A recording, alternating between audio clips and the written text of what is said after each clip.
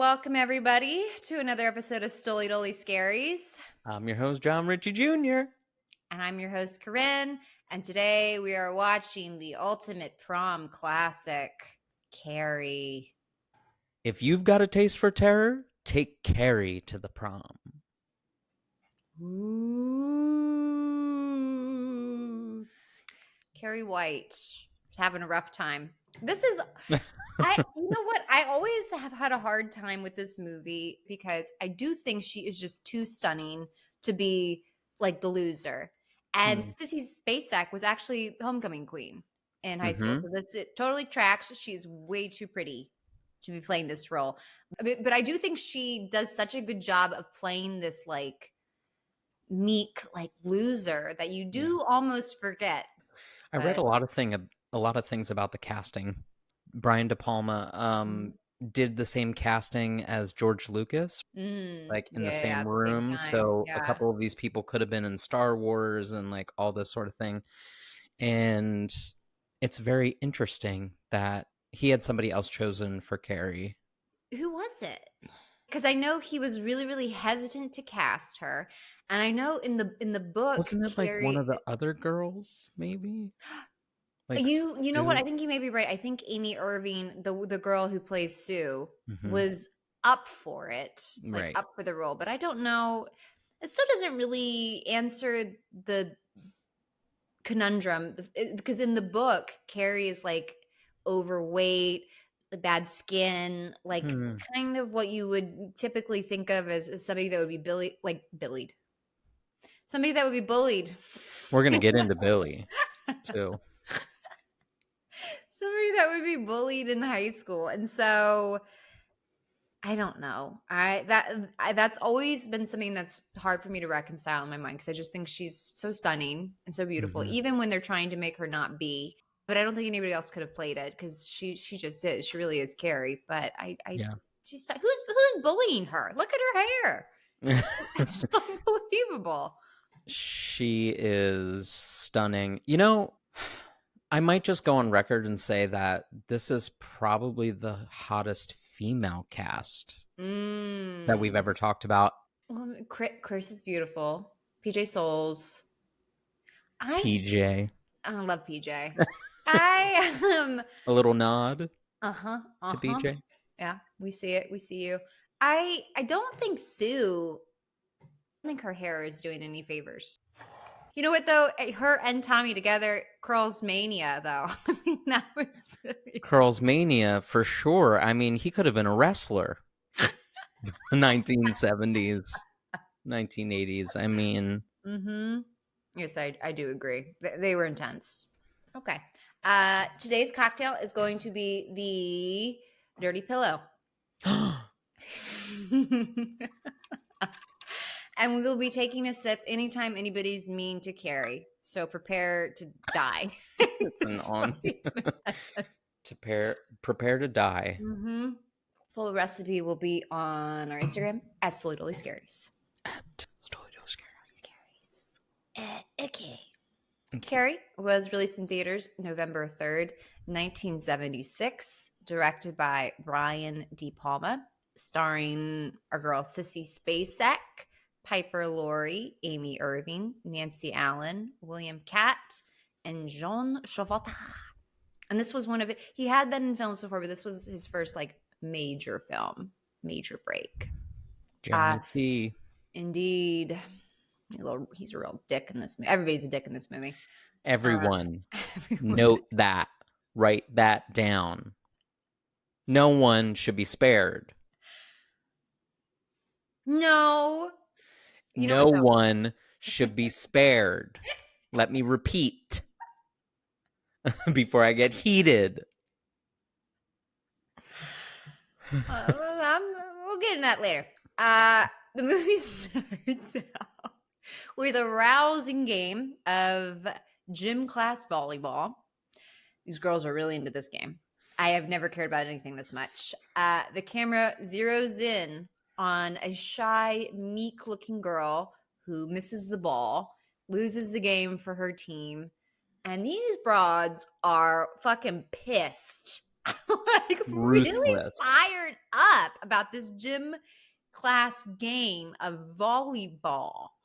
And it's like, they have nothing going on in their lives. I don't know what's going on here, but they are pissed. They are venomous towards her, hitting her. PJ Souls hits her with her hat. Chris goes up to her and says, "Eat shit."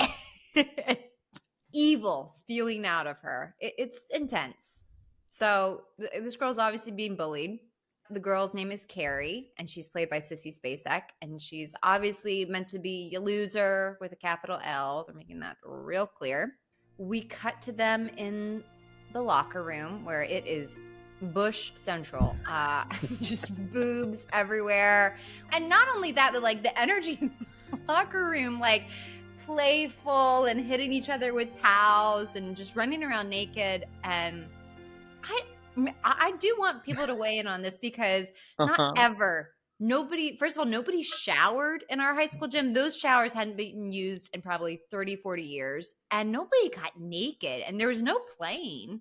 And you know what? That's another thing I wish I would have asked my mom. As if that was a thing that happened. I said, people really felt this free? With a question mark. This was not in my high school locker room. I mean, maybe down to like underwear, but yeah, nude, never. Never. We were born in the wrong era. Apparently, there was. Mom, what really happened? I am gonna call her. I'm gonna give her a ring. Get her on right now. I wish I would, because that's been something that I've taken issue with for a very long time. Because this is a reoccurring theme in lots of movies, not even of just that era, but like of like the 90s, of like people actually showering and getting naked, and like I just can't even imagine in high school. Maybe at like LA Fitness, not even in like a gym am I getting naked, like let alone high school when you're going through puberty and people are looking at you and you've got mean. And that's the other thing, because, okay, so these girls are having fun, boobs out, bushes out, playing around. We cut to Carrie, who has just been like, I don't know. If I had just been bullied, I don't know if I would feel so brazen and comfortable to be like naked showering, but maybe it's something you had to do. Maybe it was like one of those things. Regardless, they cut to her showering, and it's very sexual. I don't know why this is so sexual. That was an interesting choice to make. Yeah. But she's like, I don't even want to emulate it. It's kind of erotic. It is close-ups of her skin and her breasts and like her hair, and she's like looking her, like, up and like rubbing her like with the communal soap, putting it on her face.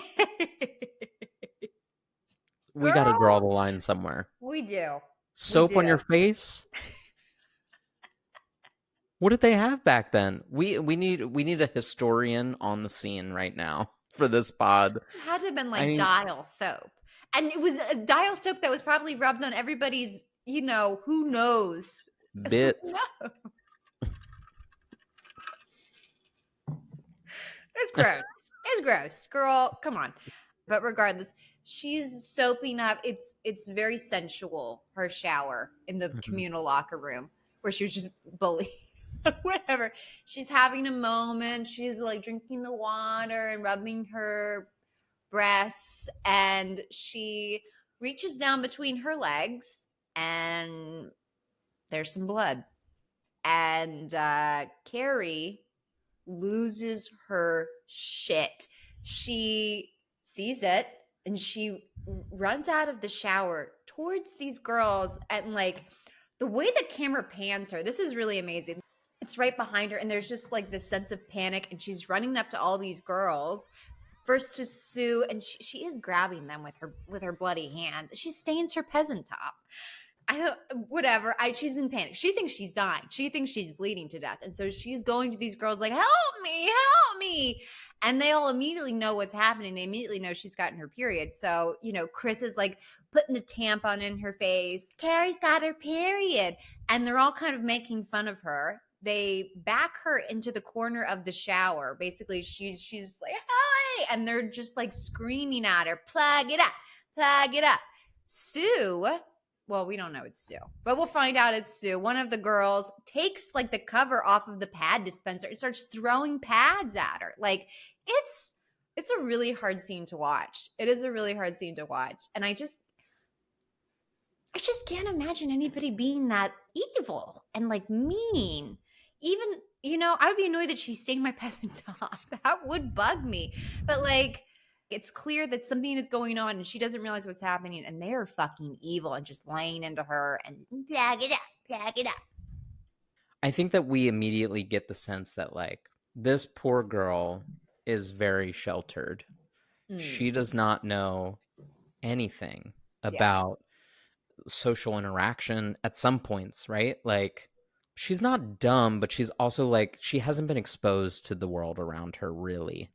It's sad. It's a little sad. Oh, it's very sad. Oh, I didn't mean to say drink alert. A first of many. Big times 10. This is the meanest thing. You should drink your first drink right here because there's 10 people that are berating her for something that is natural that's happening to her. Well, she doesn't know. She doesn't know. I just can't even imagine. And I had so many thoughts. Like, I wish I could put myself in that position and think, like, if I didn't know what that, how scary would that be?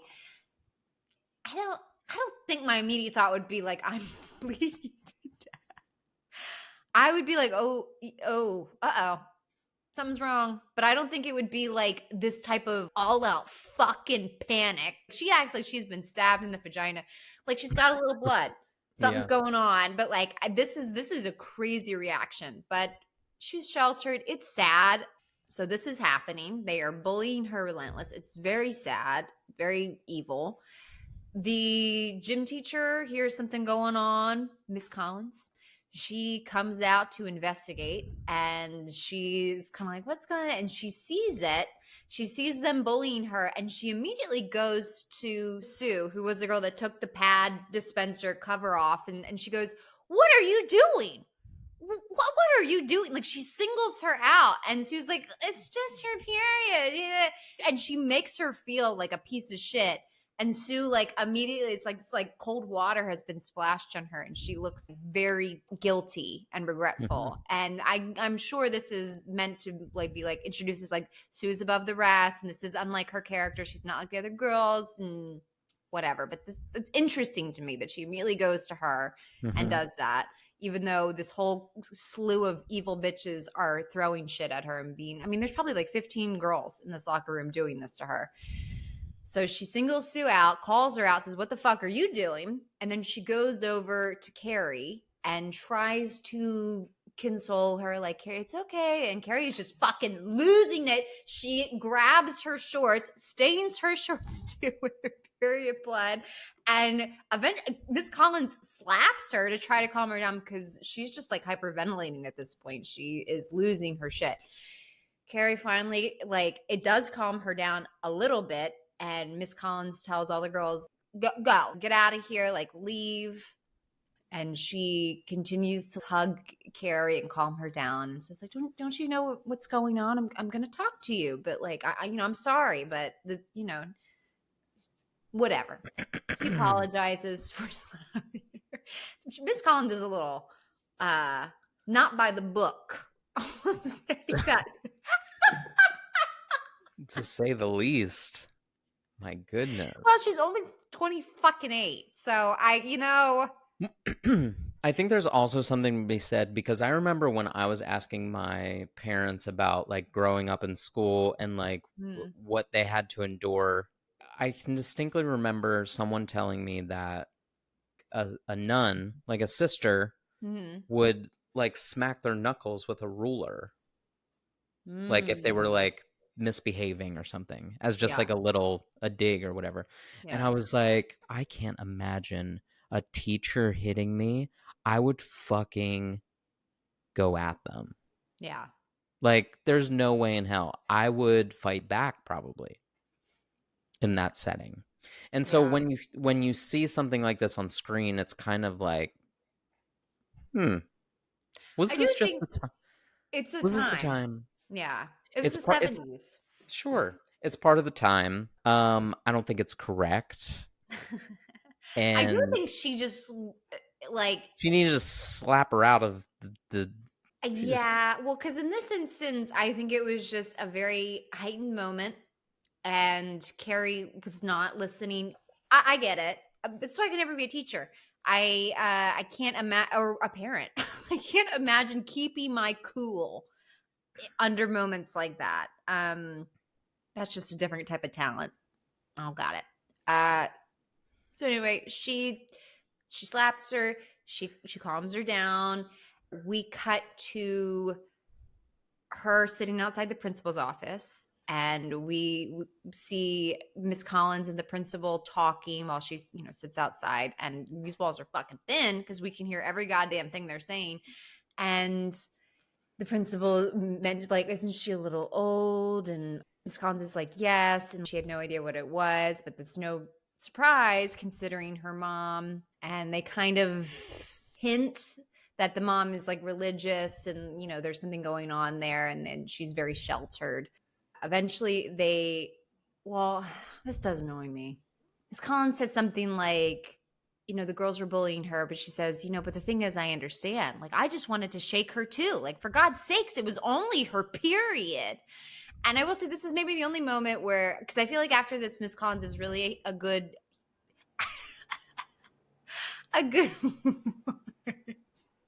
in Carrie's life. I think she's positive. I think she's one of the few positive peeps that is kind of looking out for her ish. So anyway, but that's a little annoying that she says that. It's like, fuck your teacher. And this girl is basically living with an Amish religious like bitch who's not telling her a goddamn thing. And so if you didn't know anything, I don't know. I didn't like that, but whatever. So they have this chat. They call Carrie in. She comes in, this dipshit. He keeps calling her Cassie. He is corrected like 6 times, and he just won't stop fucking calling her Cassie. Motherfucking dick. get her fucking name right. For real. At some point, it's a choice. I don't think it is like, I think really after the second correction, it's a choice at that point, because Miss Collins corrected him and Carrie corrected him. So he's just being a dick. He's just saying like, we're all very sorry for this incident, Cassie. They're going to write her a dismissal note. And this whole time he's talking to her, she's looking down, not looking at him at all. Don't blame her. And she's looking at this ashtray. And the ashtray just kind of keeps like wiggling, just like wiggling. And every time he calls her Cassie, it wiggles a little more. And eventually he says, he's going to write her the dismissal note. And then again, we're very sorry for this unfortunate incident, Cassie. And she says, it's Carrie. And the ashtray flips and she runs out of the room. Boom. Boom. Anytime there was like a zing, I thought of you. Like anytime she does it, it was like, oh, Johnny would love that. Love a little sound effect. Let's not forget too that when she was in the shower, she got sort of like screamy towards the end. Mm-hmm. The light broke. Yes. Mm-hmm. And we were just like, what the fuck was that? So I think this is like another instance where we're like sort of catching on that something's going on. Right. Ashtrays are flipping, lights are breaking. And it's all at when she's at her breaking point, quite literally. Right. All right. So she flipped that ashtray. She runs out. She's walking home. Another dipshit on a bike heckles her. He's like doing in and outs, and he comes around and he heckles her and he says, creepy Carrie. And she looks at him and zing, he falls off his bike. This is a big zing. Zing. I do love the fact that the person that did the voiceover for creepy Carrie is the woman that plays Miss Collins. And once you know that, that's all I could hear. It's a very feminine voice for this young boy. But anyway, so he falls off his bike, and she just kind of looks at him with her books, and he looks fucking stunned, and she continues to walk home. So again, we got boom, we got the light in the locker room, we got the ashtray, and we got this. And so they're just like shoving it in our face. Baby girl's got powers. She's special. Special. No shit. So next thing we see a woman walking up to a house. She knocks on the door. It ends up being Carrie White's mom, and she's knocking on Sue's mom's door. Sue's mom, I do love this fact. Amy Irving's mom is actually the person that plays her mom. That's her actual mom. So, and once you know that, because they have very similar features, but their eyes, they're like beautiful eyes, very, it's very clear once you know that. So anyway, so Sue's mom answers the door.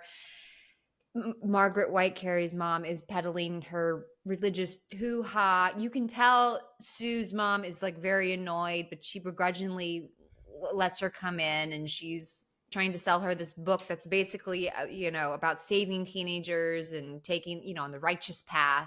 And Sue's mom says, my Sue's a good girl.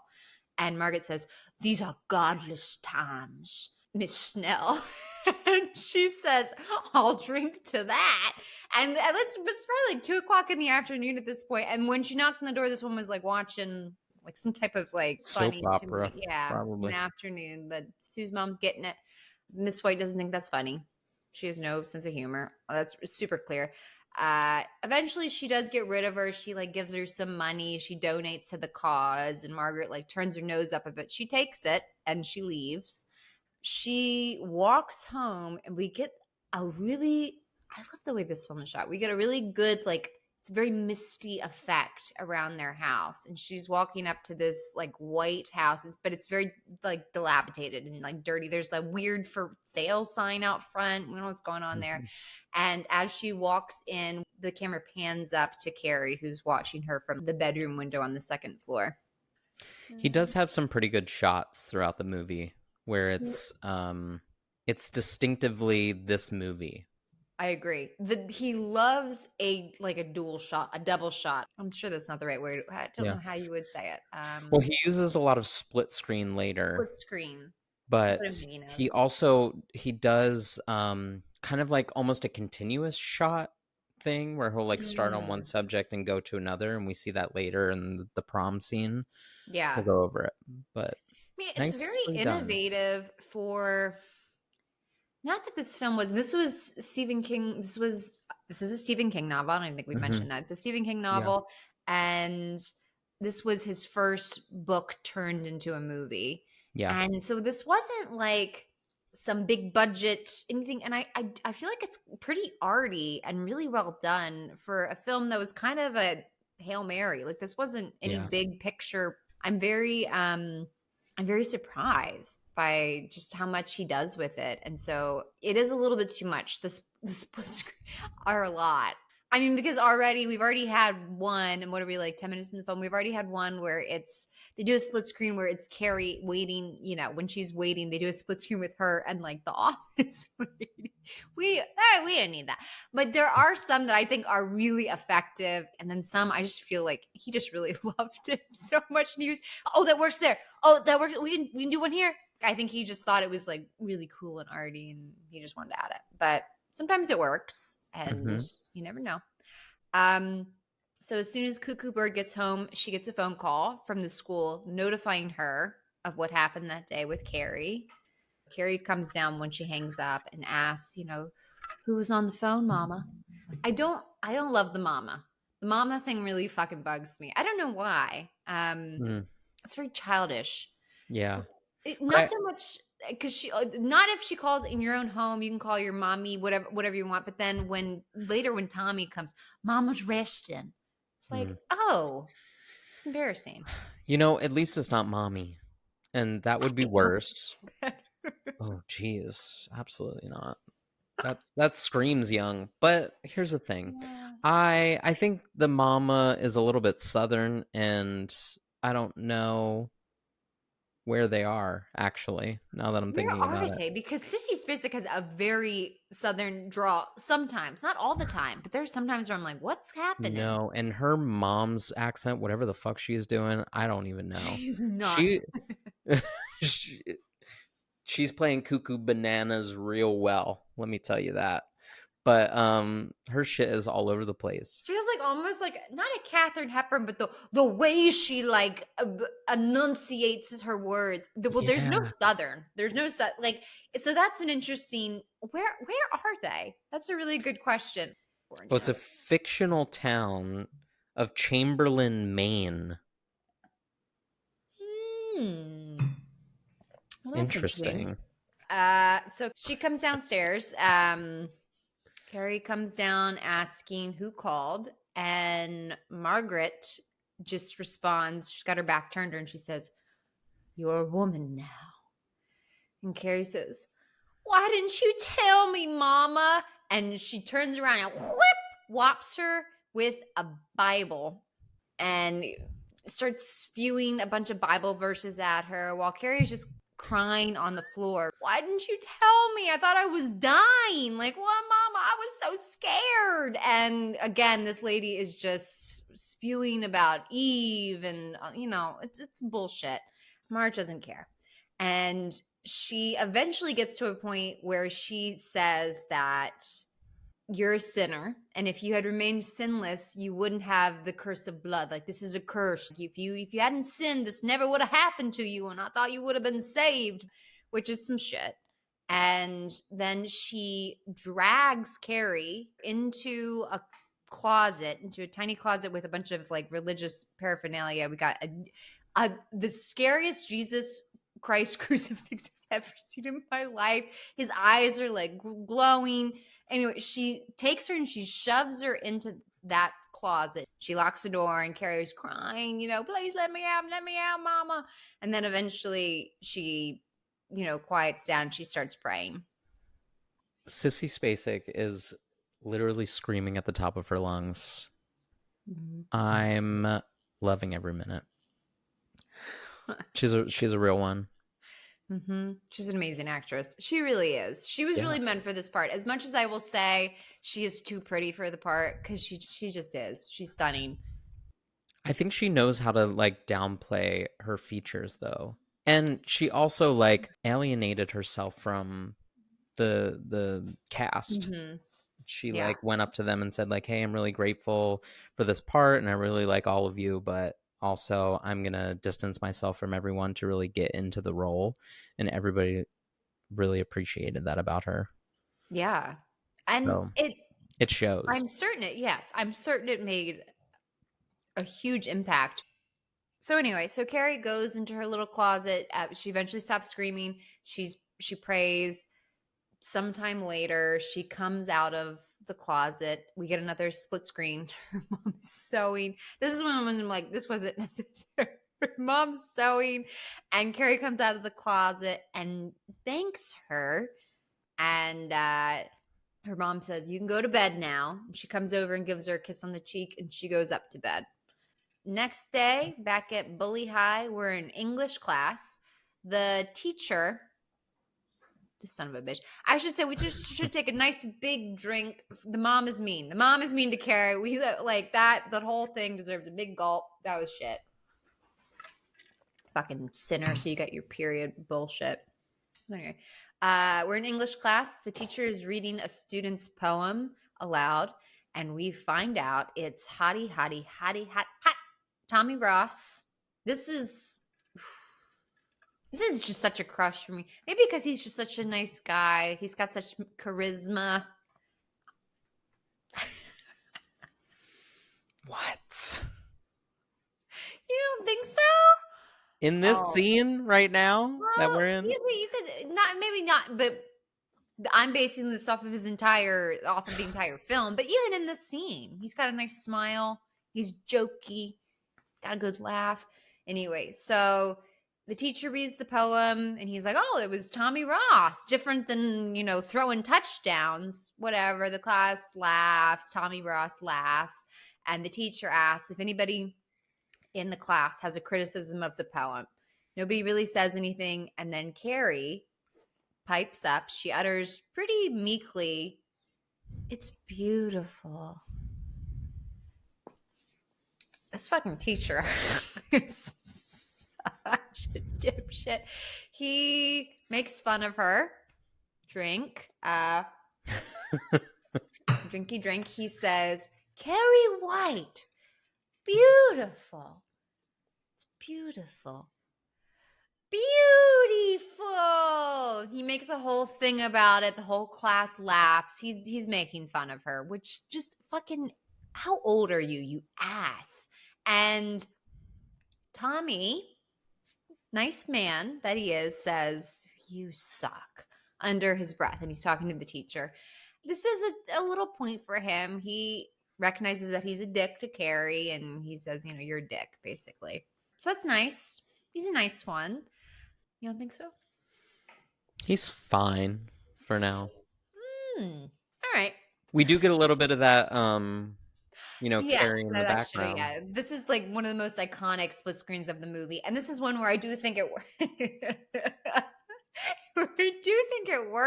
It's just so strange that he loved it so much to do it, but whatever. It works in this scene. We get him and his close up and Carrie in the background.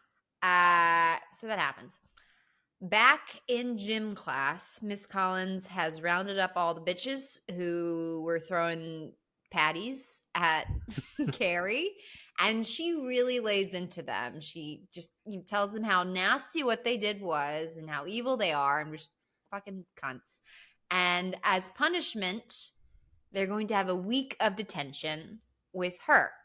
So that, tough detention. Everyone's bummed. But Chris, played by Nancy Allen, who I don't think we've really talked about yet. She was the one that said, eat shit in the beginning. Mm-hmm. She's really the devil of the movie. She's really the evil mastermind, the real power player. She's awful. Beautiful also, which... You know what? I was like, she looks exactly like Sydney Sweeney. This could be her mom. I even looked it up. I can see that there's a resemblance. There's something there. So Miss Collins lays into all of them. She tells them how nasty what they did was. She tells them that they're going to have a detention for a week, and it's her detention, which means it's going to be lots of running drills and difficult shit. Everyone's real bummed about it. But Chris, played by Nancy Allen, just truly the ultimate mean girl. She says, I'm not coming. And Miss Collins goes up to her and says, well, that's up to you. Punishment for not showing up or not doing detention is 3-day suspension and refusal of your prom tickets. And everyone's like, So everyone immediately is like, okay, we're doing this. But Chris tries to make a stand. She's trying to start a mutiny and have these girls rise up with her against Miss Collins, but everyone's like, fucking no, I'm going to my prom. So everyone gathers to go to detention, and Chris eventually gives in. She goes, and we get this amazing montage of all these girls doing their 70s work and the shortest shorts of all time. They're doing their like up downs and their push-ups and their jumping jacks. It's an aerobic video. It is. It's intense. Eventually, Chris can't take it anymore, though. It's just too much for her, these up downs. And she takes a stand again on her own this time and says, I'm not doing this. And we get another split screen. For no reason, we have like Miss Collins like running in the foreground, and then in the background we have all the girls for some reason running together in a pile. And Chris steps outside of it, and she takes a stand and says, I'm not doing this anymore. You can take the last 10 minutes of this workout and shove it up your... And before she can even finish, Miss Collins comes over. And again, corporal punishment, she slaps her in the face. And Chris freaks out and says, like, you're going to get canned for this. This is the only time that I'm with Chris where I was like, she can't do this. Like... But I think when she said she can't do this, I was thinking like she was saying like she can't keep us from going to prom. Like I felt it was more like that and way less about the slap. I didn't think the slap was that upsetting. Maybe. But regardless, nobody's with her because this happens and she's like, she can't, take us all down. We can stand together. And she looks back at the girls. Nobody gives a fuck. Everyone's like, we didn't see nothing. Nobody's saying anything about her getting slapped. Nobody cares at all. Even PJ Souls, Norma, is her character's name. Even Norma's like, ooh, I don't fucking, nope, we ain't doing that. So Chris storms off and Miss Collins says, you're out of the prom, Harkins. So she ain't going to her senior prom. Boo hoo. Meanwhile, in the library, Carrie is looking at books, trying to find out more about telekinesis. I mean, this isn't significant other than to be like, she knows she has a power. She's trying to figure out more about it and, what it all means. Meanwhile, Sue goes to her boyfriend, Tommy, and she pulls him aside and she asks if he will take Carrie White to prom. So Sue is really feeling the guilt monster here. She feels real bad about the shit that she did. And she fucking should. She's the one that escalated that whole situation. Nobody was throwing anything at her. And was it out of character? I don't really know. I don't know Sue. But it was pretty fucked up. And she should feel a lot of guilt about it. But what I'm wondering here is why doesn't she just befriend Carrie? Like, why is she going to her boyfriend and asking him to take her to prom? I don't like this. This doesn't feel authentic to me. Thank you. Yeah. Thank you. Because this is how I was feeling. I said, this bitch said, hey, boyfriend, can you just go ask this Carrie girl who doesn't have any friends and whatever to ask her to prom? I think the intention is there. I think the delivery is wrong. And because the delivery is wrong, I don't understand your intentions either. I think you're now a piece of shit because I don't get it. And I don't, and him mulling it over and thinking, well, I don't really want to do this. It's feeling a lot like, what's that movie with Freddie Prinze and Rachel Cook? Yeah. Is that the one where he asks her a prom and it's like a whole fucking gag? Dogs, yeah. Guess what? I'm not here for it. And I'll say that again. I don't want somebody to try and do me a favor by making this make-believe world where you're just like, oh, I want to make people feel good by like being fake. Fuck you. Fuck you. Fuck you, Sue. Fuck you, Tommy, for agreeing. And you know what? We ain't fucking Tommy yet. I'd love to fuck Tommy, but I'm going to say it right now. Fuck Tommy. And guess what? Later, fuck Mrs. Collins. How about that? While we're at it. Miss Collins does do an oh no no. I will get into Miss Collins, but I think her intentions are also good. I think. Listen, I'm not talking about the intentions. I'm talking about what y'all decided was the best course of action without any other thoughts brought to the table. I do agree. I think this was weird. And I think if nothing else, she could have gone to Carrie like a real person and just apologized and said, I'm so sorry about what I did. I don't know where my head was at. I mob mentality. I don't know. It was mob mentality. It was some shit, but like she didn't have the balls to just go up to her and apologize and befriend her, because what Carrie White actually really needs right now is a fucking friend, somebody that's actually looking out for her best interests. And so this was a weird move, but I do think the intentions were there, but I think this seems a little sus. Whatever. So we don't see his answer. She just says, I want you to take Carrie White to prom. So then we get a scene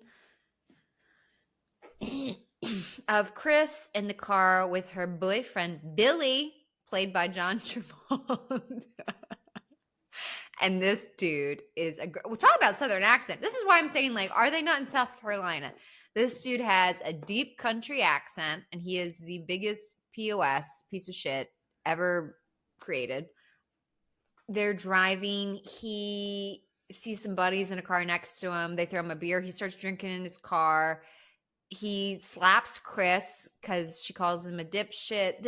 He's an icky character. What is up with all the physical violence in this film? Lots of slaps. No jabs, but lots of slappies. Either way, mama. I'm saying we are, you know what this is? We are hitting women in this film. Very casually hitting women. It feels wrong. It also just feels fucking weird because Chris is a really strong character and she's got a very sassy essence to her, and it just doesn't. And she doesn't, like, she's pissed. It's a weird dynamic between them though, because there still seems like a little bit of fear in her. Like, Mm-hmm. she stands up to him and she continues to call him a shit, but then like when he hits her, she's afraid, which rightfully so. I don't. There's a weird dynamic here. I don't really follow it, but they're dating. He's a shit. Whatever. They're driving around.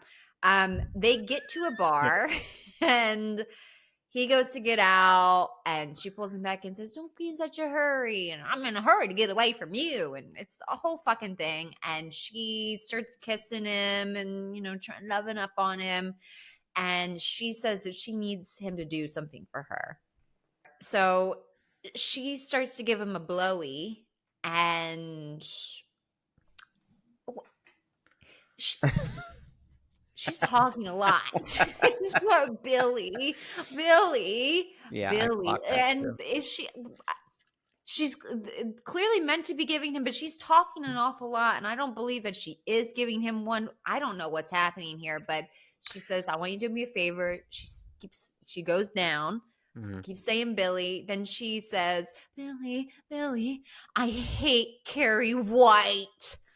And we cut to another scene. And I have a lot of questions here. And one is, who's talking that much through a blowjob? But the second is, like, how do you have such little in your life that this girl and taking her down is the priority in your life? And I just, I don't want to be up on my soapbox and bullying is wrong. I'm just saying you're a fucking loser that nothing else is going on in your life, that you're so focused on this weakling.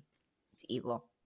She's so upset that she's not going to prom now, and she did that to herself. Let's be clear about that. Yeah, but everyone else is going to prom that plugged it up and all did. Everyone else is going that did that shit. So we all know that this is just a reflection of the character, and the character, whatever her home life is not good, and she's taking it out on everyone around her. And she didn't get her friends to get on board with her, so she's rotted, and she will do anything to take Carrie down. Yeah. No moral compass. And Billy's gonna help her. Billy's a piece of shit. Him and his goons don't even go to school. That's what I'm saying. Like, that's what they have Townie written all over them. Like, it's icky. But next. I'm gonna gloss over this, but they cut to a scene of Sue and Tommy, and Tommy agrees that he's gonna take Carrie to the prom. He's gonna ask her out. So the next scene is we cut to Carrie. She's back in the library doing her research when she's approached by old Hattie McGee. He says hi, and she's obviously super fucking caught off guard. Probably that anyone's talking to her and not bullying her, but he's a hottie. She liked his poem, so she's nervous. She's caught off guard. He makes small talk with her, asks what she's reading, and then he asks her if she'd like to go to prom with him. She looks shocked, obviously, and then she runs away, which is interesting, and it's a really embarrassing run. Let's get back into the run. It's a bad run. It's a bad run. And you know what? I didn't notice her outfit again because she's so pretty. Stunning without makeup. She's a natural beauty. And then when they cut to her running away, we see her outfit and it's like, ooh, it's bad. Whoops. Well, yeah, it's not. It is a fashion no. So she runs away from him. She thinks it's a trick. I don't blame her. She obviously does not think it's real, which is only evidenced later because Miss Collins sees her sitting by herself on a little bench, and she comes over and asks what's going on. She thinks the other girls bullied her, and Carrie says, no, it's not that. And she eventually confides in her and says that somebody asked her to prom, and Miss Collins is really excited for her. We're gonna have different takes on this thing. I think she's being like so genuine and sweet, and Miss Collins is like, "Oh my god, that's wonderful! Like, that's so exciting." And she tells her it was Tommy Ross, and she's like, "Well, that's great. He's pretty cute. Like, that's really exciting." And Carrie says, like, "No, I know who the crowd that he goes with. It's a trick. I know it's a trick." And Miss Collins says, well, maybe not. And she's like, well, I've been meaning to talk to you. It's about the way you carry yourself. And she pulls her in front of a mirror and she says, you're a pretty girl. You've got these great cheekbones and this beautiful hair and these lips and just a little mascara. Maybe pull your hair up. And I don't know. She's really, I think, lifting her up. Personally, I would fucking love for somebody to do this to me. I think she seems very authentic in this moment, and she's being very sweet. I will say, in a moment in the next scene, some things are said and things happen that make me not happy with her and make me question this moment. But I think in this moment, she's trying to build Carrie up and lift her up because fucking nobody has done that for her ever, and I think it's sweet. So, what do you have to say about it? Because I have a feeling it's something different. The only thing I have to say is, yes, I agree that it is sweet. I think that if anyone were to bring someone who is not used to attention and doesn't really know how things work in a social setting, and you're trying to make them love themselves, that is a positive message, and I agree with you. The problem that I have is that, well, first let me say that Carrie is not dumb, and I will keep saying that for the entirety of the film. Mm-hmm. She has an intuition. She knows that this shit is fake. She's running away. She's like, let me talk to somebody I can reason with. And she's like, why? Why would you do this? Why? Like, I'm not even a part of that group. Why are you asking me? It doesn't make any sense. So now, as the teacher's perspective to the student point of view, the one that doesn't know the world around her and is kind of picking up on some things, but doesn't know fully, now you're going to tell her, like, you're selling a story in some way. And that's what, like, the believability between, like, listen, I get your intentions, Miss Collins. I know you want to help the girl. Is this the best way? I don't know. I don't know. I don't know if it would have been helpful in that moment for her to be like, yeah, you know what? That seems like a trick. I don't think that was the right move. Sure. And I kind of think what she ends up doing. So what she ends up doing is she builds Carrie up, and then she immediately pulls Tommy Ross and Sue Snell. Terrible fucking name. Also, that ew. Mrs. Snell, Miss Snell. The alliteration does not work there. She pulls Sue and Tommy into her office and is like, "What the fuck's going on here?" And she gets down to business. Why are you asking her what's going on here? She's immediately very questioning and dubious of their intentions. And Sue says that they just thought it would be a good thing for Carrie. They don't have any malicious intentions, and they just wanted to get her involved and get her out. I kind of wished Sue would just spell it fucking out and be like, I feel guilty about what I did and I'm trying to make up for it. But she never really outright says that. I think if she did, perhaps Miss Collins would have believed her, but nobody's taking accountability. No, of course not. And then this is what I don't like. She says to Tommy, now don't you think you're going to look a little ridiculous if you showed up to prom with Carrie White? And this does bug me. But I do think she says this as a way to trap Tommy. Like, I think she's trying to pull him out to try to make his intentions clear, or to maybe make him stop asking her because she's too afraid that he's going to hurt her. I don't think she really thinks taking Carrie White would be ridiculous, but even as I'm saying it, I don't know if I believe it.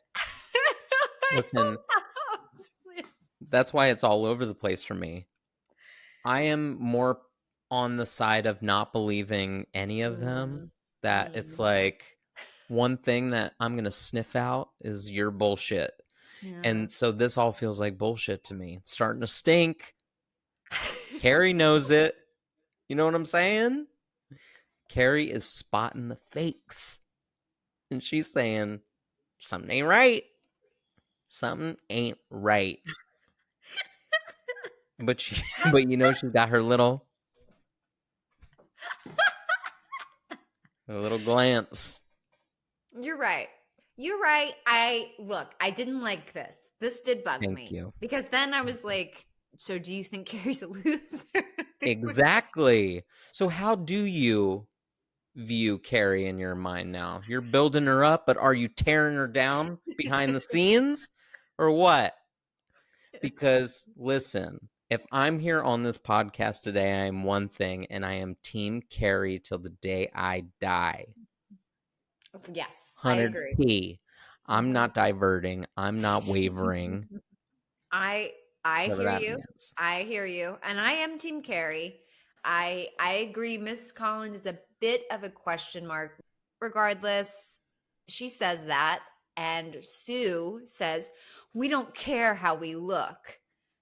And again, fucking Sue, you're not doing a goddamn thing. Yeah, who cares? You're right. You're not putting your reputation out on the line, dick. You're making your boyfriend over here do all the heavy lifting. So I want to be like, okay, fuck you. I didn't like that. And isn't it a little weird that you're asking your boyfriend to go essentially date somebody else, take them to prom, maybe smooch them, maybe who knows what else? Well, that's what I'm saying, because maybe they're not that. Are they boyfriend girlfriend? Because because what happens at this prom? I don't know. Maybe they're just in the talking, today's language talking phase. I don't know what's happening with them, but it seems that they were not seriously dating. Listen, we only have what we are to go off of from our own prom. And if you were dating somebody in high school, there is no way in hell you would ask your significant other to take somebody else to prom. But that's why I think she thinks it was like the ultimate sacrifice, because she's a martyr now. Get the fuck out of here. I really do think that's what she thinks. But I'll get into this later. I actually think it was a really evil thing to do, because it only leads Carrie on. And there's a particular moment I'm going to point out later where it like really, I don't like it. I can't fucking wait to tear these people apart. I'm really happy your second half. It's going to be electric. Woo. Girl. Girly. So anyway, she's dubious, whatever. So anyway, so Sue says, we don't care how we look. Tommy doesn't say shit though. Tommy's just like, he does like a weird little laugh. It's weird. But I guess he comes around, because the next thing is him literally pulling up to her house to ask her again, to get her to actually come with him, because she ran away from him earlier and said no, basically. So he pulls up to her house. He knocks on the door. I really love this scene, the way that it's shot. It's very your face. Girl. So it's so close on them. So he knocks on the door. Carrie answers it, and she's talking to him through the screen door, and it's a super close shot on their faces. And he asks if she's going to invite him in. She says, "Mama's resting."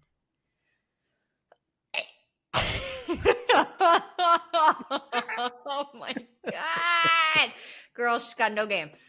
Because she has a crush on Tommy. Who doesn't? Me too. And you can tell she's really excited, but she doesn't want to be excited because she's worried it's a trap, and rightfully so. But regardless, Mama's resting was a weird thing to say, baby. So she is truly herself and her character, and honesty is hot. Mama wasn't resting though, because we can hear Mama in the background. So the honesty was not what was. She's trying to diverge. She's trying to say, like, not here, not now. Hell no. If she comes out here, she might throw the book at you. That is true. Serious. Yes, she was trying to diffuse here, but she continues to talk to him through the screen, and he's really trying to convince her. He's saying he's going to refuse to leave until she agrees to go with him, and she's getting like, why me? Why are you doing this? And he says, well, maybe it's because you like my poem. And I thought that was sweet. He said, maybe it's because? Did he say maybe? He says, maybe it's because you liked my poem. I don't know. I thought it was sweet. Put the clip in. Maybe it's because you liked my poem. Well, he has nothing else to go on. He has no other reason why he would ask her. So I'm glad that he pulled that out of his ass, because that's believable. They are taking advantage of this girl. It's all bad. I don't think it's all bad. I think it's a little misdirected, and I think some different choices could have been made. But I don't think the intentions are bad here. So he's trying to convince her to go with him. She keeps saying no. He says the thing about the poem, and eventually she agrees. She's like, oh, okay. And he's gonna pick her up at 8 and locked in. Carrie's going to prom. Good for Carrie. Maybe. Not so much, actually. So next scene, I'm not gonna lie, I fast forwarded through it because I know what happens and it makes me uncomfortable. But basically, we see Billy and his goons they're sneaking into a farm and they're killing a pig to get its blood, and it's going to contribute to this big prank they're going to pull on Carrie. But I don't need to see them kill a pig. I know what happens there. It's fucked. Then the next scene, Carrie and her mommy are having dinner. Carrie and your mama are having dinner. And she tells her that she has been asked to prom and she's accepted. And old Marge flips out, says, fuck no, spews a whole bunch of shit. First comes the blood, then comes the boys that smell it like dogs. She goes on a whole rant. It's really fucked up. But so she's saying no, she's not okay with her going to prom. But Carrie has grown some balls from this telekinesis power, from getting a prom invite. She's a different lady right now. She's not taking Marge's shit. And she says, no, mama, I'm going. Nah.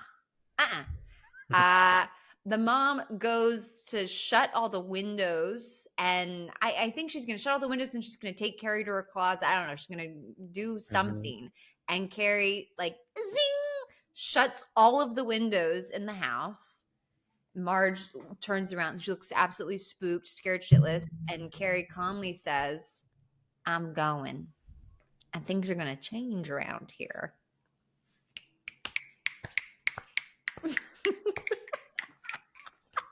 But yes. And Margaret says, witch! Satan's power. And she spews a whole bunch of other shit at her. But this is a really magnificent moment because we're getting such a major power shift here between Carrie and her mom. And Carrie says, no, I can move things with my mind. Other people can do it. I'm not a witch. Like, this is a real power. But again, Margaret continues on her rant, and she just it's a whole bunch of stuff. And then she says, Satan's working through you just like he did with your father. And Carrie says, no, he ran off with another woman. Everybody knows. Burn. Sick burn. I love this for her. She is taking control of this situation. Yeah. Martin doesn't even know what to do. Yeah. So she just is talking down to her at this point and like almost belittling to her. Like, everybody, nah. And that's it. She says, I'm going. Done deal. Okay, so basically the first half literally sets us up for everything to come. Am I right? Mm-hmm. Hell yeah. We're going to prom, baby. Okay. We see Billy, John Travolta, filling up something in the rafters with, it's like a bucket with the blood of the pig that he just killed. Dear God. Chris is helping him by holding a flashlight. Billy says that if she keeps her tits on, or keeps it cool, essentially, that he'll let her pull the rope when the time comes. So they're scheming. Yeah. Schemers. Big time. Meanwhile, Margaret White, Mama, is seen praying that her daughter rescinds the devil, and Carrie is sewing her prom dress. So precious. It is really sweet. Yeah. Chris enlists Freddie to help the committee with their secret ballots for prom king and queen. So she's got her henchmen to kind of do the bidding, essentially, right? Like, she's calling in favors. She's asking them to like be a part of the, they want to make them king and queen. There's a moment where the girls are getting their hair done at the salon and laughing at the thought of Tommy asking Carrie to the prom. I don't know why this matters so much, but everyone just thinks it's a hoot. It's a hoots. Sue tells her friend that she wanted to do it to help Carrie. Can we believe that? I don't believe it. I choose to believe it. I don't like that Sue was already setting up like that it was a charity case. Well, because now you got yourself in a pickle. Now you have to explain to all the cool friends that like you're supposed to be that you're doing this move that is like, again, the intentions are good, but the delivery is not, and we could have done better things, and now you got to explain yourself to your cool friends, and you know how that goes in high school. Sure. Shit ain't working out. Chris lets Norma in on her little plan after Norma practically begs her when they're setting up the decorations for prom. And the only thing is here, I would have been Norma in this scenario because I love gossip. So I'm just like, tell me. I feel like you would have heard what the plan was, and you would have been like, "That's really fucked up." I don't know.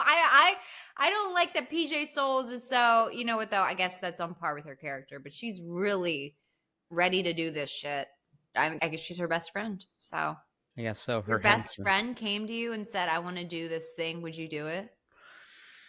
It depends on what it is, but more or less, I'm dumping pig's blood on a loser. No, I don't. Well, it's hard to say because like I'm very ride or die for my friends, and it would have to be a compelling case. To you. Yeah. They would have really had to do some shit to you for me to.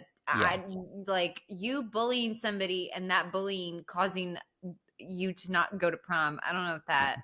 But if somebody did some shit, yeah, for sure. Yeah. But this isn't it. Yeah. And honestly, like I probably would have diverted the plan. I probably would have been like, why are we giving this any of our attention? What if we go have some drinks? We'll get loaded, and then we'll, throw eggs at their house or something, cut their tire. I don't know. Yeah. I'm not saying this. Yeah. This is all off the record. Okay. Or on the record. No recording. Internet sleuths here. Researching my behaviors. The men are seen strolling the street to go to the tuck store. There's some nice 70s. I love the music. Yeah, the music's great. Carrie is seen trying on makeup. She's dabbling lipsticks and figuring out her favorite one. I'm on board with everything that Carrie is doing because I'm like, she's so hopeful. She's so excited. She's just like, she's normal. She's trying to do normal stuff. I do like the conversation with the men getting dressed at the tuck store. It's a comedic moment. It's a fun moment. It's a little bit of levity. Two friends, Tommy and the other one, are saying to this like nerdier guy, like, you got to get a tuxedo. Like, what do you think about this one? It's got ruffles and whatever. And he's like, I don't have a tuxedo body. And I was like, thank you. Because I don't either, friend. What's a tuxedo body? I don't exactly. even know what that means. Exactly.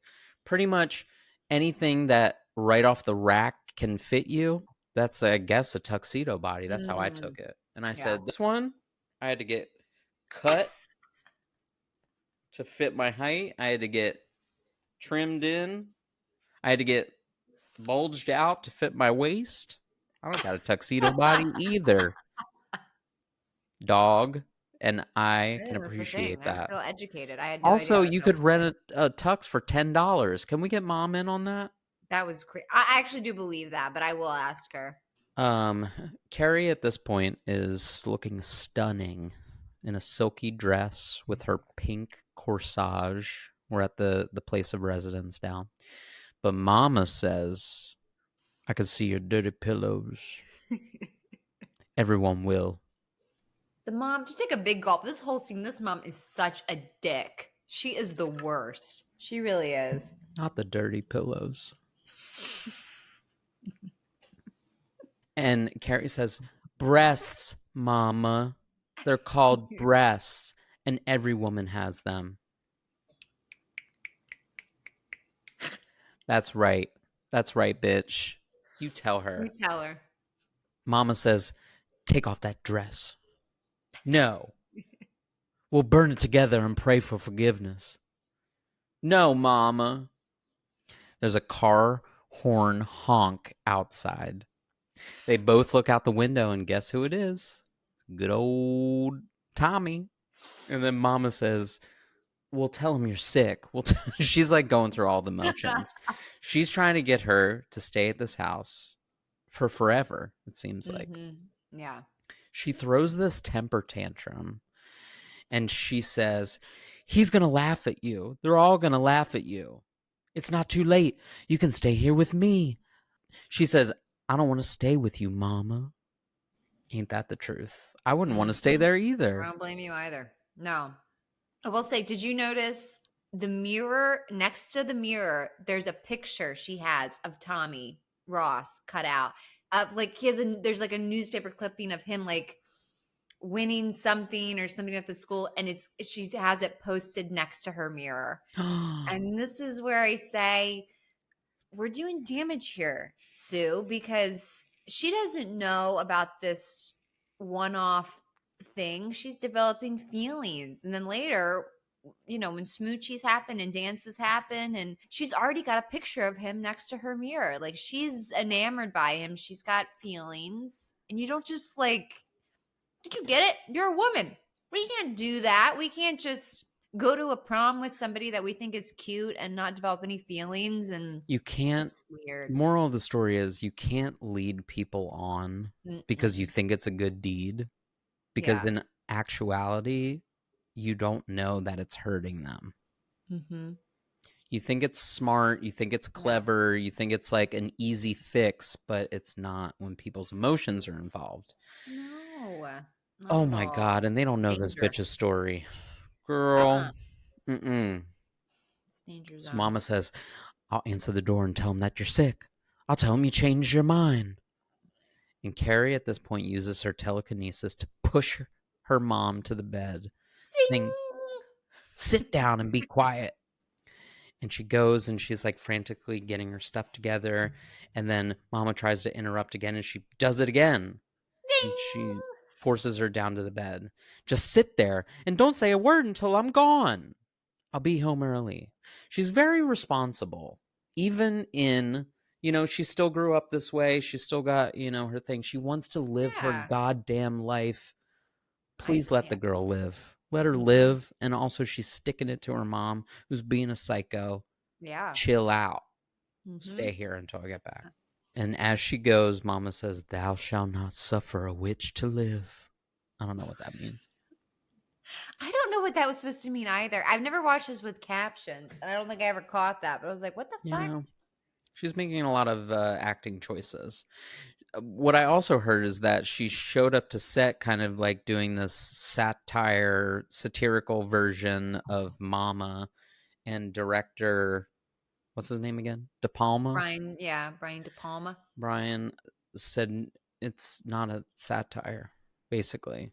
Like, This is real. A lot of people thought that because that's what the actress that plays Chris has gone on record several times saying that she thought this was a Black comedy. So she was playing it that way, and she couldn't believe this was really supposed to be a horror movie and that her character was really supposed to be real bully. She just thought it was so outlandish. And her and Travolta didn't know that they were the villains in the final cut. It's interesting. I did hear this was crazy. So the director was really good friends with Steven Spielberg, and he would constantly invite him to set because he was like, "We got all these hotties on set. Why don't you come over, check it out?" So Steven Spielberg would come over all the time, hit on all of the girls, would ask them all out. Nobody said yes except for Sue Snell. They got married. She was the only one that said, "Okay, I'll go out with you." And they were married. But it's interesting.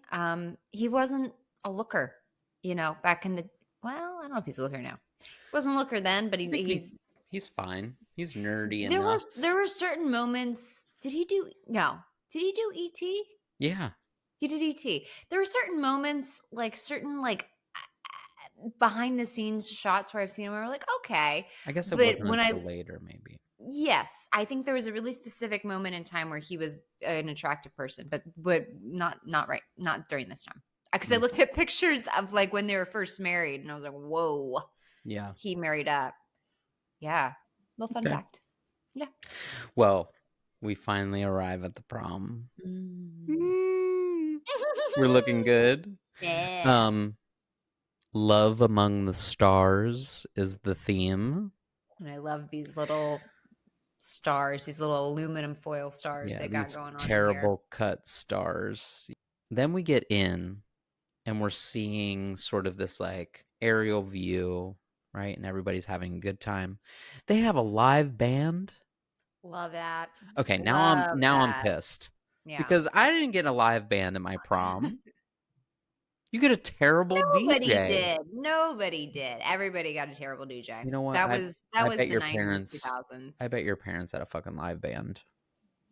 I'll ask them. That is something I should have asked. There's a lot of things I should have asked, but we're gonna get clarification. But I'm pissed off because this looks like somewhere I want to be. We get to Carrie and Tommy arriving, and Carrie is looking very demure, very mindful. Right? In her little dress that she made. She looks beautiful. In her pale pink silk, whatever that is. Others, though, are snickering when they walk in, especially Morgan, PJ Souls. They're all whispering to each other. It's kind of like this slow-mo thing. And she admits to the girl that's having a chat with her that she made her own dress. Listen, the bitch is talented. She's a looker. She knows to spot the bullshit. She can make her own dress. She's got it all. Yeah. These motherfuckers don't even see it. They're too up their own asses. I do think this girl's really sweet, though. I actually think she's one of the most genuine. She might be the only one. She's very sweet. She's like, because Carrie tells her that she's nervous, and she's like, don't be, she's very, she seems very authentic of all the people that we've met. No agenda. She doesn't seem like she has an agenda. She seems like she's just being nice. Maybe because Sue told her all the stuff, but still, it seems real. I like this girl. Brief. I don't know if she dies. I hope not. Well, I feel like everybody probably. Spoiler. And we cut to Sue eating dinner with her family, and she quickly gets up from dinner to go to the dance. She's like, 8 p.m. Gotta go. We get to the scene in the dance. Tommy asks Carrie to dance, but she'd kind of like to stay at the table for a minute. Miss Collins comes over to the table to talk to her, and she tells her about the story of her own prom and how her date was like 6'5" or something, and she had to get 3-inch heels because she didn't want the kiss at the end of the night to be awkward. And she says the car broke down and they had to walk the last mile to the dance, and all she could do was sit the whole night because her feet were covered in blisters. It was magical. That's what she said. And she looks at Carrie and she says, "Is this what it's like for you?" And Carrie says, "It's nice, but it feels like I'm on Mars." She's really just so excited to do normal things. Yeah. Like she has not experienced anything like this. Give this girl a motherfucking break. Getting very protective of Carrie. Tommy then comes back over after they're done. They embrace each other. She goes off. And Tommy says, "I better not catch you hugging any boys like that. Okay?"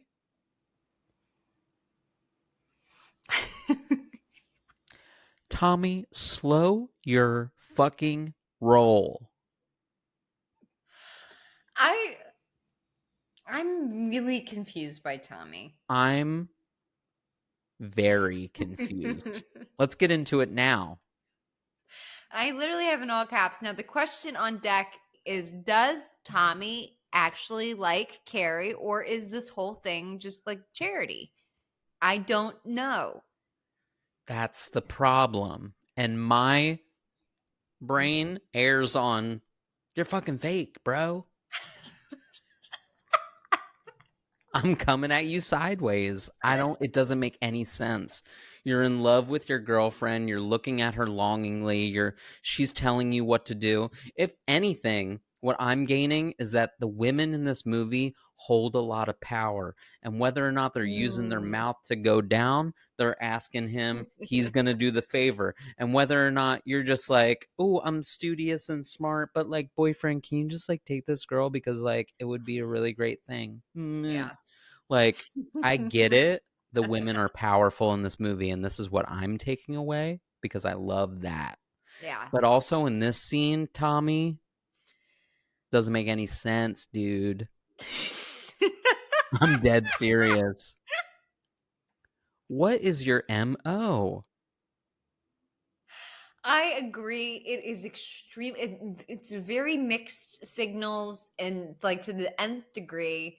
I've never been able to read this. And again, I'm a big fan of this movie, seen it so many times, and I can never read if he really has it develops like some feelings for her, if it's because he feels bad for her, but then later almost he kisses her. So I don't know if it's like he's trying to make her have the best experience possible and that's why he does that, or if because I don't know, and I don't fucking like that I don't know. I gotta read the book.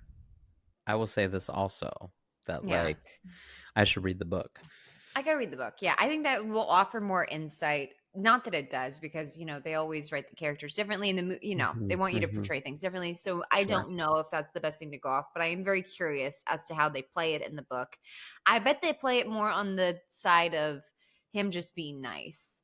But Tommy is such a William Cat is such a likable guy, and he's really authentic, and I am going to choose to believe that he likes her, that he develops feelings for her.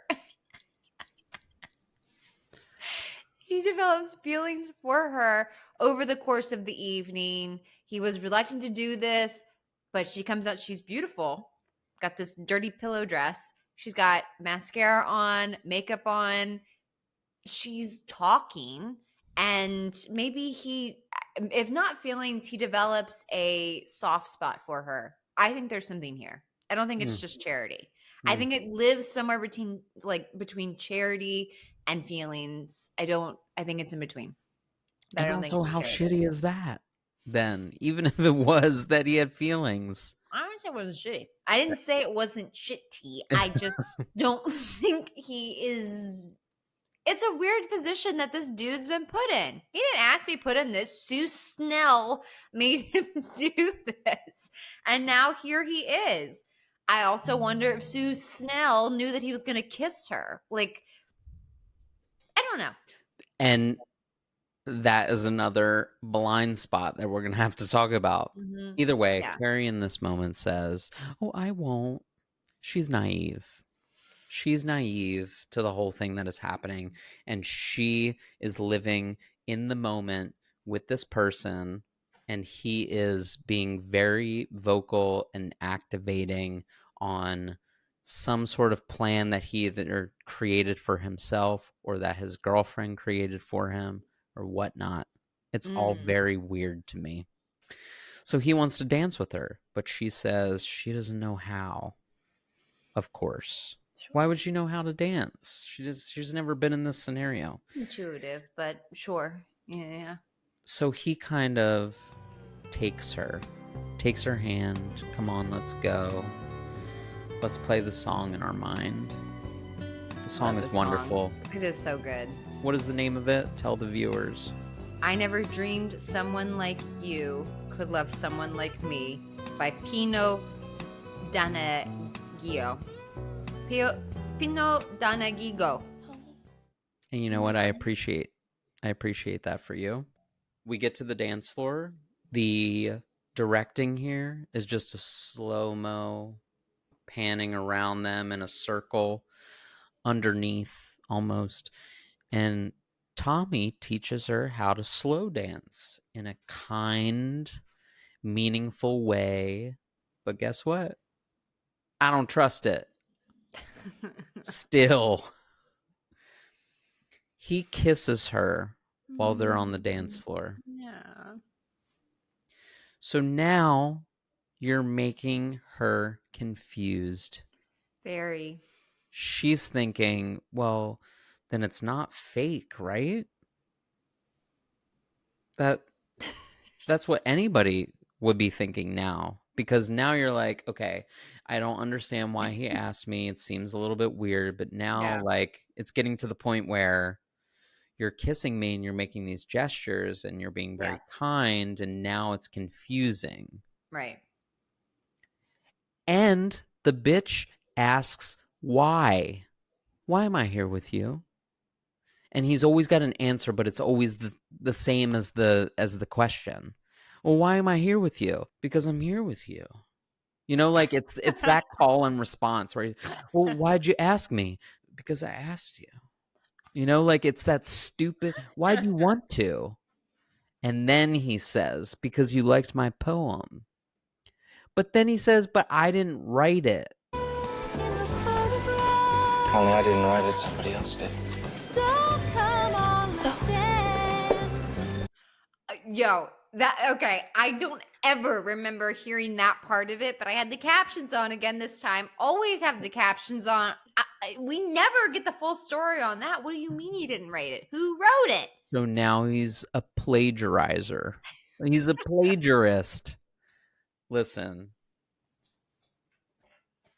This motherfucker was going off of the story that we're going to connect because you liked my poem, and then he says, but I didn't write it, somebody else did.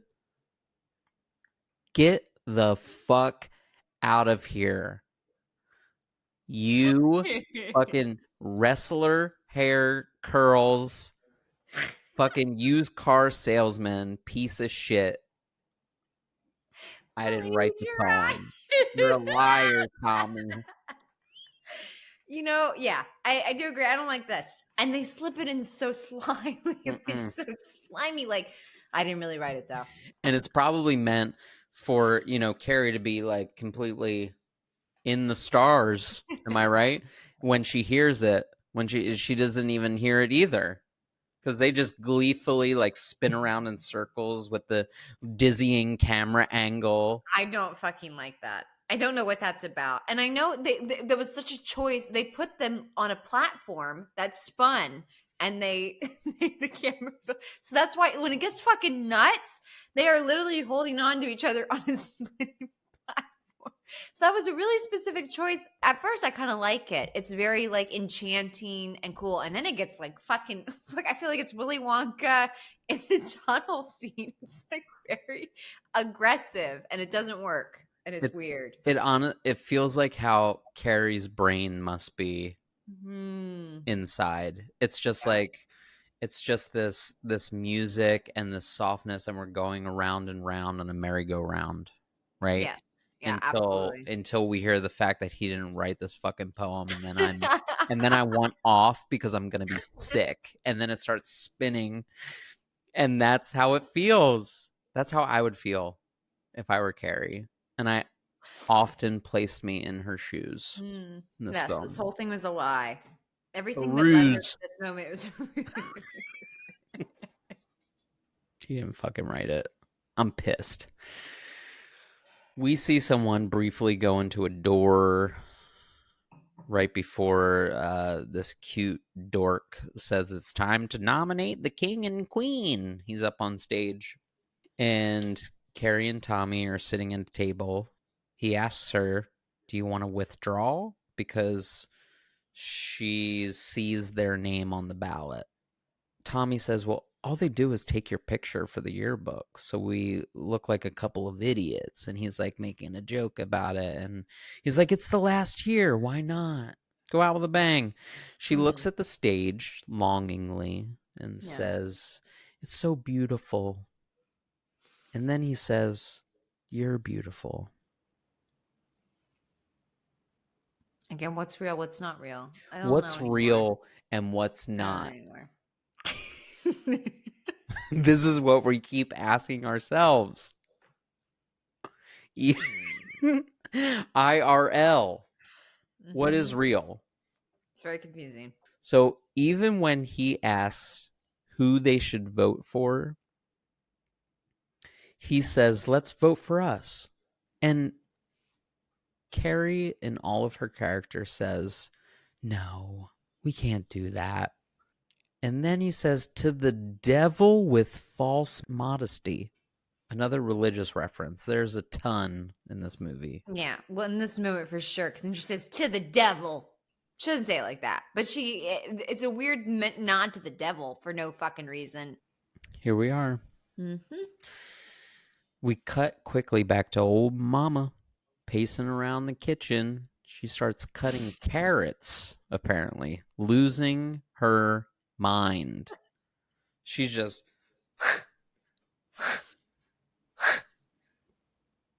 until the carrot falls off and she's still just cutting the board. She's gone, I mean, off the deep end.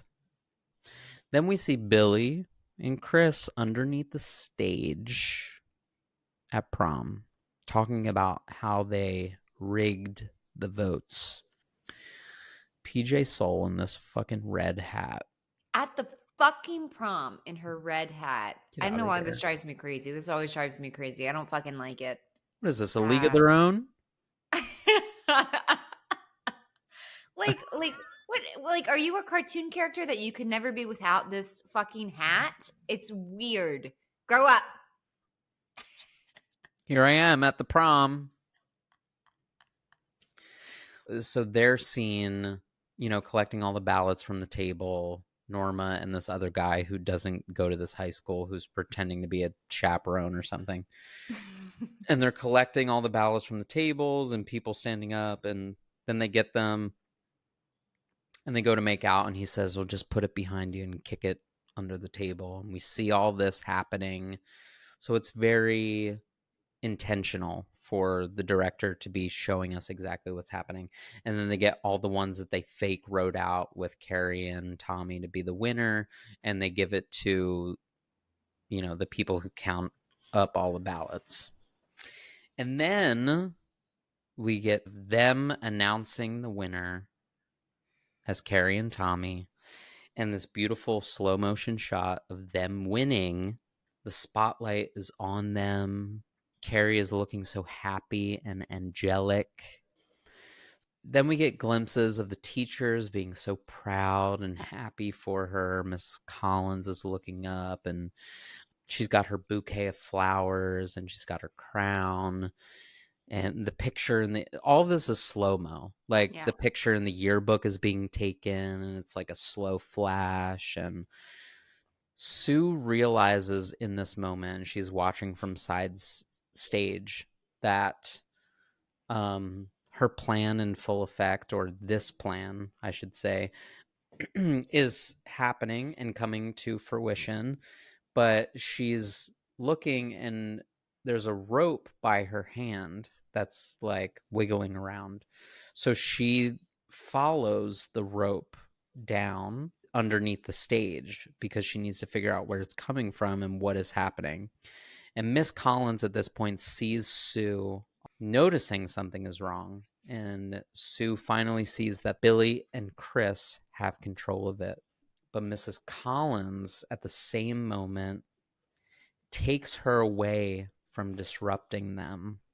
This always really bothers me. Like, I don't know what Miss Collins thought she was doing. All she was doing was looking below the stage. Like, there's no reason she should have been carried out.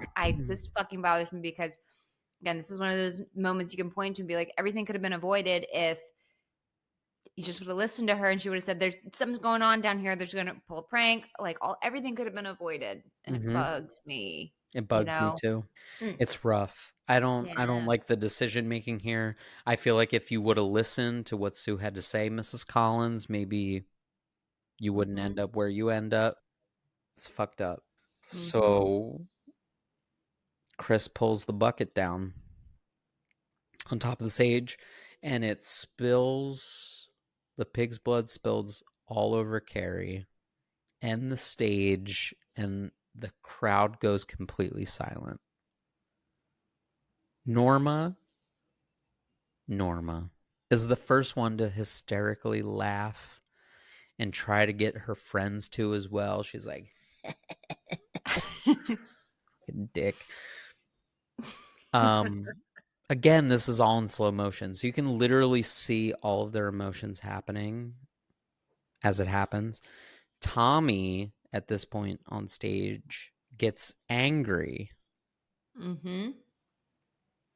And he mouths kind of like, what the hell, right? Yeah. What the fuck? What the hell? Yeah. Before the bucket drops onto his head, rendering him unconscious. And how heavy was that bucket? Like, is he Let's dead? talk about it. Like, now, was that a tin bucket? It was a tin. Huh? And now we're doing physics because we're in high school. And now if a bucket falls 15 feet up and it lands on the top of your dome, you're knocked out. What's great is that in the editing, we hear nothing other than the blood dripping. And honestly, it's a sight to see because there's blood all over the stage. There's blood all over Carrie. She is, needless to say, not happy. She's over it. Over it. Yeah. The crowd then roars in laughing right after we hear Mama's voice in the background playing in Carrie's mind. They're all going to laugh at you. They're all going to laugh at you. She's horrified and honestly giving the acting of a lifetime. And wait, do you think are they actually laughing at her? This has always really bothered me too. Like, is this all in her mind? Or, I mean, obviously Norma, bitch, but like, because she sees Miss Collins laughing, and obviously Miss Collins wouldn't have been laughing. I mean, come on. Unless she saw the bucket hit Tommy. She might be laughing. But the way that she's like, it's like really boisterous laughter that I don't think like even the bucket hitting Tommy should probably have like a little like it wouldn't have been what it was. So like a lot of this is very I don't know. It's hard to interpret because I don't know what's real and what's just in Carrie's mind. I don't know. Regardless, she believes it. What is real is still the question. You know what I'm saying? And that's why it's transcending thoughts, right? Like as a viewer, I'm watching a lot of things happening and I don't know what to decipher between it all. Yeah. But Carrie is obviously, like even this kaleidoscope like directing of like the faces and the laughing and it's incredible.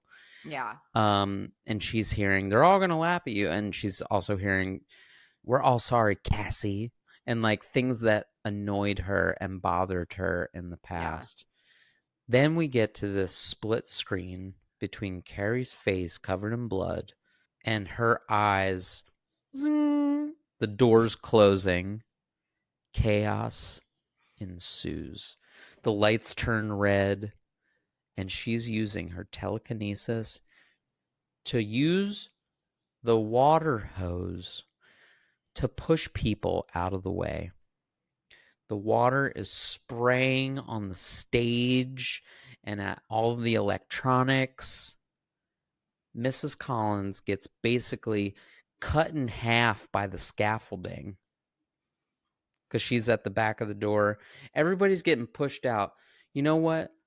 In this moment, we see Billy and Chris. They get out from under the stage. They get out.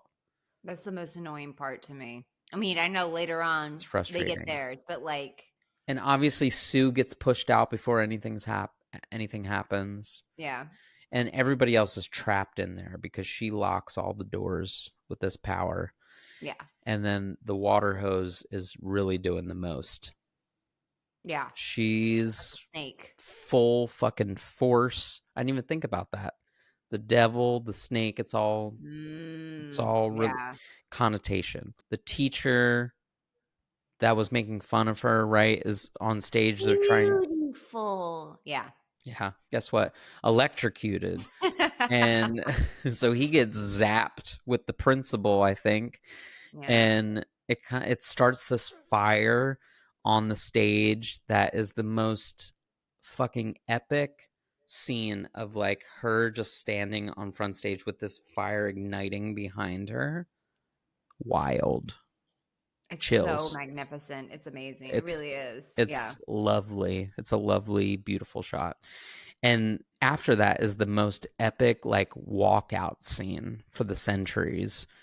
The gym is basically burning in the background and fire trucks are blaring. And she just, like, walks out. And she's essentially walking home. She's a bloody mess, covered in blood. Chris and Billy, we saw get out of the room earlier. They get into a car and then they speed up behind Carrie, who's walking home. And Chris has a look in her eye that I'm going to kill this bitch. So she's going to run her over. And then all of a sudden, Carrie looks back.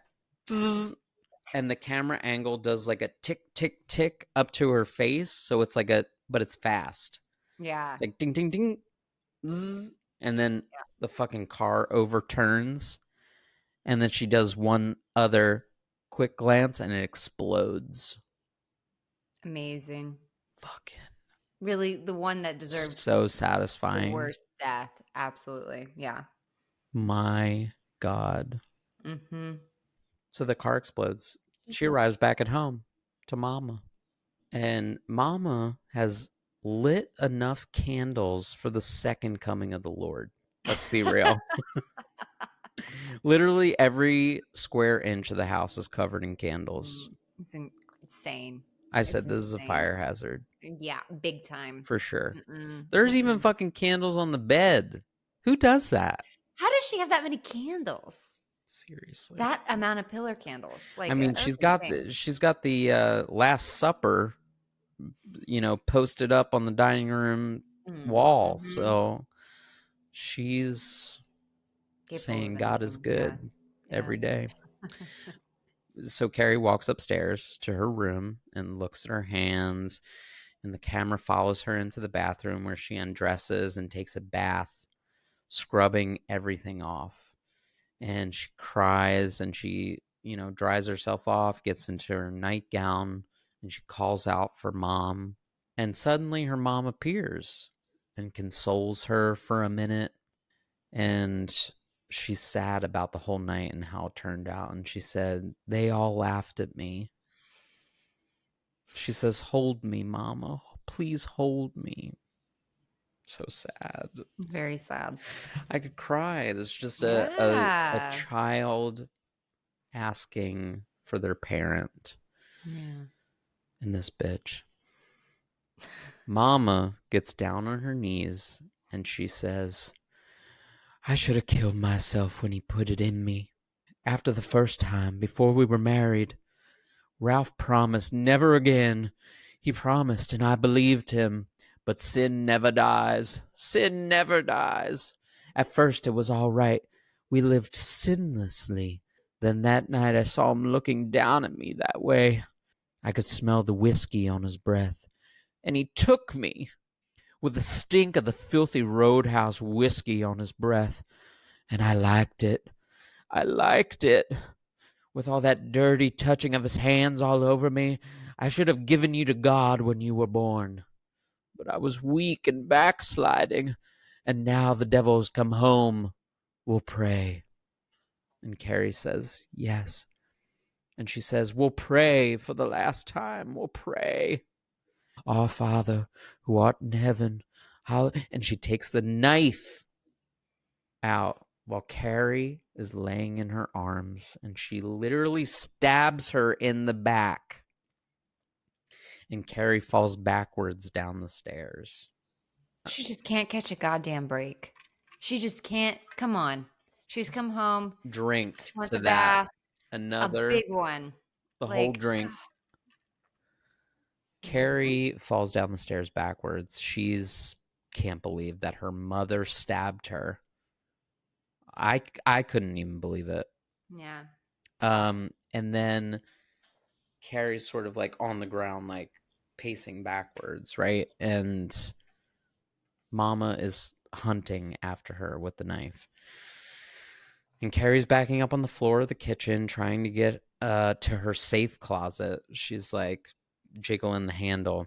And Mama pulls up the knife again in this weird, like, It is very much like that. Yeah. And then Carrie does the zing, and she uses her powers to stick another kitchen knife into her hand.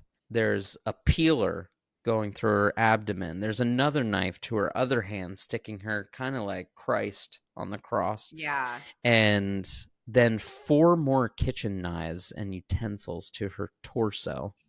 Mama kind of like sighs like it's all over, and she's finally able to, like, in my mind, be released of all her own demons.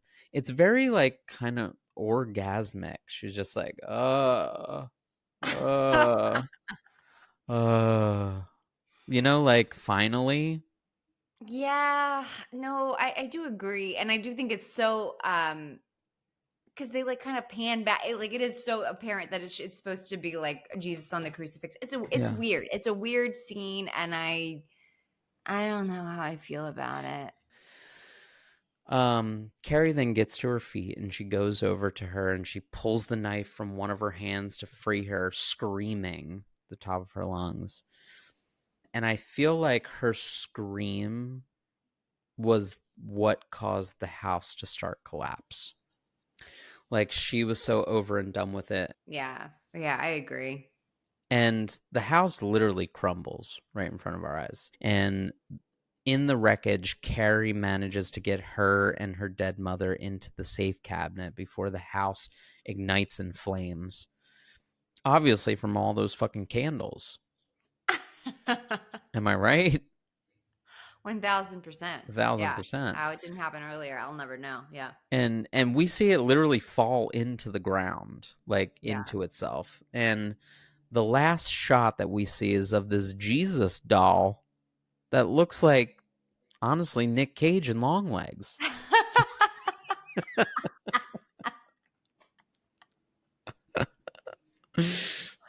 I hate that fucking Jesus doll. And it does. Yeah.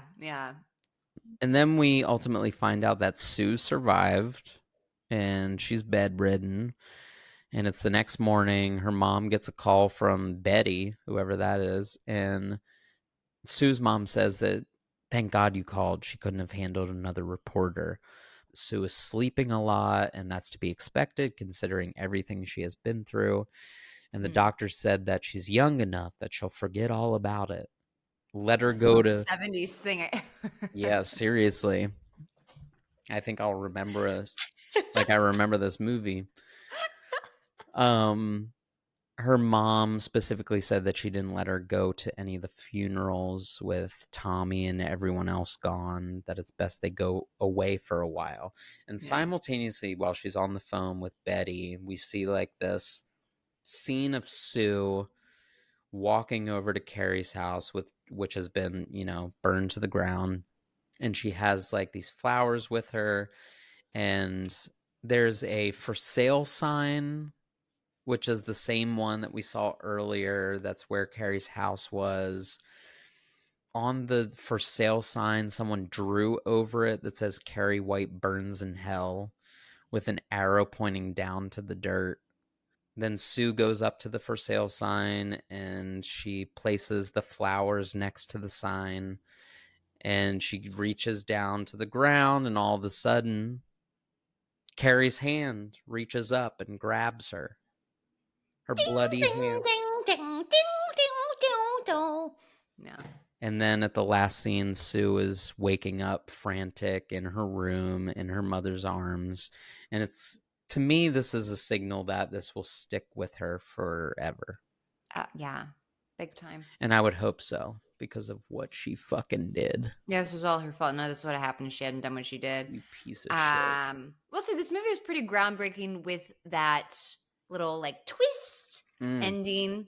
My mom saw this in theaters. Of course she did. Of course. And she didn't remember anything about it because she never fucking does. But she asked her friends that saw it with her, and they remembered that everybody like in the theaters went like went crazy when that happened. It was a very big deal. It was very unexpected. It's a jump scare.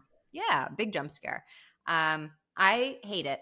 I've never liked it. I think it's fucking not cheesy. Yeah. I think it like cheapens. It's like we didn't. Come on. We didn't need it. I didn't need it. It added nothing to my experience, but then if anything, I don't hate it because it was a dream, right? And I'm glad that it wasn't real. But I'm glad it wasn't real. You know what? No, I think that's what I wish it was real. That would have made it better for me. The fact that I hate anything that it was all a dream, that is my biggest pet peeve. And so if it happened real, I think I probably would have liked it. But it's a cop out. It's all a dream. It's like Friday the 13th, you know? I guess so. But like, what else are you going to do at the end? You know, like, you're already in the ground. The house That's collapsed. why I got to read Carrie, because I know that doesn't happen at the end of the book. I got to figure out what he does.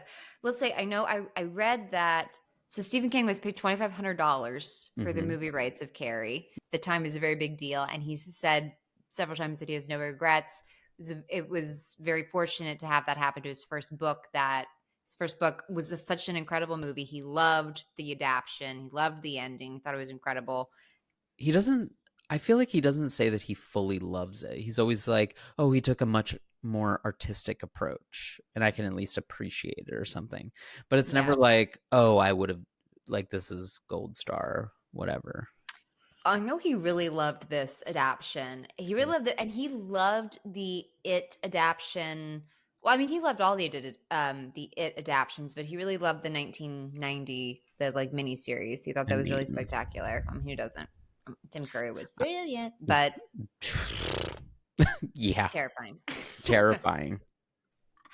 The only one that I've ever heard him really hating is The Shining. I feel like other than that, you're right. He's he's either really neutral about it or he really likes it and he's really open about it. But so this is a lot about The Shining. Fucking hated it. But hey, that's Kubrick. You know, that is Kubrick. Here at Stoli Doli Scaries, we rate our movies based on how many Stoli Dolis it would take you to enjoy the film. I'm going to give a Bad Boy 0. Love it. One of my faves. I think the acting is brilliant. I think Sissy Spacek owned this role in a way that nobody else ever could. She is Carrie White. And I think the music is amazing. Think the clothes, the set design is really incredible. The ending was powerful. I will say this is one of those movies where I've done this a few times, kind of like Titanic. I'll cut it off when she wins prom. I'll stop the movie and just imagine that she went on to live this happy life. Because that end, that montage where she's looking around and everyone's sincerely, they don't know this is a prank. They're sincerely clapping for her. And it could have just been so magical. And I like to just imagine that it's magical and she lived her life and everything was wonderful. And I'm going off on a tangent. It doesn't matter. I say 0 stars. I think it's wonderful. I wish she had won and she didn't have to kill everybody, even though they pretty much deserved it. And I wish Tommy Ross didn't die. That, I should almost give this like a half a Stoli Doli because I really didn't want Tommy to die. Didn't think Miss Collins. I'll give it a sip. I'll give it a couple sips. I don't think Tommy should have died. I don't think Miss Collins should have died. I do think she made some missteps, but she's only human. And she's 28. She's not a leader. But she's definitely not a leader. I love everything you had to say, and you are a true prom queen. I am going to give this 1 Stoli Doli. I figured. I think my couple of sips would have turned into 1, and then I would have been like, oh my God, I finished that first one. Wow. It went down so easy. Everything was honestly fantastic. I thought there were so many special things about it. And I also think making me feel something for characters, even if it is hatred or distrust, is wonderful. I think Mama's acting was a little all over the place. I really appreciate Sissy Spacek for everything and anything she murdered in so many ways this whole movie. The bullying was hard. That the meanness of people, the unkindness of people, is really rough. It being in the 70s, us needing a historian to fact check some of these things. You know what I did love? Smoking in the principal's office. Smoking all over the school. Hell yeah. Ain't no rules in the 70s. But Carrie's glance will go down in history. It's incredible. It's one of a kind. It really is. She's one of a kind. Literally gorgeous. Okay. Thank you, everybody, so much for joining us. We loved talking to you. Until next time, don't have your boyfriend ask somebody to the prom because you feel guilty for throwing pads at her. Seriously.